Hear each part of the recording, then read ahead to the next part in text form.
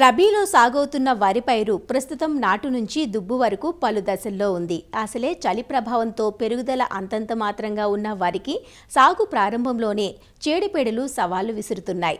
ముఖ్యంగా కాండం తొలచు పురుగు, ఉల్లికోడు పైరు ఎదుగుదలను దెబ్బతీస్తున్నాయి. ఖరీఫ్ కంటే యాసంగి వరిలో కాండం తొలచు పురుగు నష్టం ఎక్కువగా ఉంటుంది.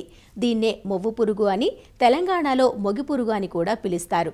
సాగు ప్రారంభం నుంచి సమగ్ర సస్యరక్షణ చర్యలు చేపట్టి చీడపీడలను అదుపులో ఉంచాలంటూ తెలియజేస్తున్నారు ప్రొఫెసర్ జయశంకర్, తెలంగాణ రాష్ట్ర వ్యవసాయ విశ్వవిద్యాలయం, జగిత్యాల జిల్లా పొలాస వరి పరిశోధనా స్థానం కీటక విభాగం శాస్త్రవేత్త డాక్టర్ స్వాతి. వరిలో ఎదుర్కొంటున్న సమస్యల్లో ప్రధానమైనది వరి కాండం తొలచు పురుగు. ఈ కాండం తొలచు పురుగు మనకి నారుమడి దశలో, ప్రధాన పొలంలో, తర్వాత చిరుపొట్ట దశలో ఆశిస్తుంది. మనము వరి తర్వాత వరి పంట వేయడము, లేకుంటే తట్టుకొని రకాలను సాగు చేయడము, లేకుంటే ఎరువులను ఎక్కువగా వాడడం వలన మనకి కాండం తొలచు పురుగు ఉధృతి ఆశించే ఆస్కారం ఎక్కువగా ఉంది. వరి కాండం తొలచు పురుగుని గుర్తించడం ఎలా అంటే, తల్లి రెక్కల పురుగు అనేది ముదురు ఎండు గడ్డి రంగులో ఉండి ఆడతల్లి పురుగు రెక్కల పైన నల్లటి మచ్చలను కలిగి ఉంటది. నారుమడి దశలో ఈ కాండం తొలచు పురుగు ఆశించినట్లయితే మొవ్వులు చనిపోవడము జరుగుతుంది.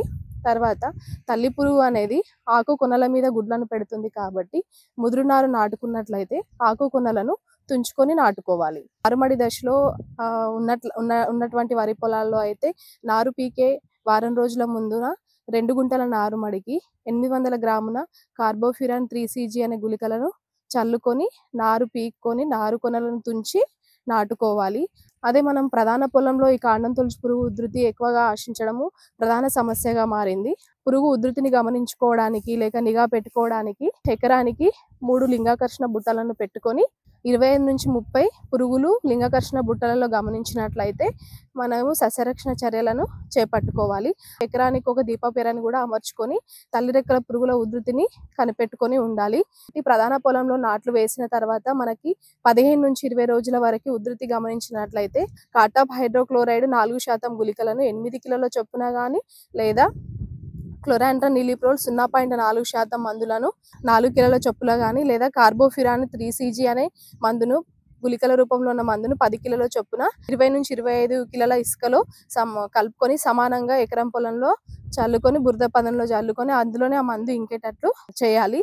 అదే విధంగా మనకి ఉధృతి ఎక్కువగా ఆశించినట్లయితే కాటాప్ హైడ్రోక్లోరైడ్ 400 గ్రాముల చొప్పున కానీ, లేదా క్లోరాంట్రానిలిప్రోల్ 60 మిల్లీలీటర్ల చొప్పున కానీ, లేదా టెట్రానిలిప్రోల్ అనే మందును 100 మిల్లీలీటర్ల చొప్పున కానీ, లేదా ఐసోసైక్లోసీరం అనే మందును 120 మిల్లీలీటర్ల చొప్పున ఎకరానికి పిచికారీ చేసుకొని ఈ పురుగుని సమర్థవంతంగా నివారించుకోవచ్చు.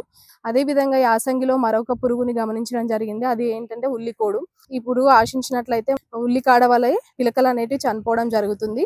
దీన్ని నివారించుకోవడానికి కార్బోఫ్యూరాన్ 3cg అనే గుళికలను 10 కిలోల చొప్పున బురద పదంలో చల్లుకొని నివారించుకోవచ్చు.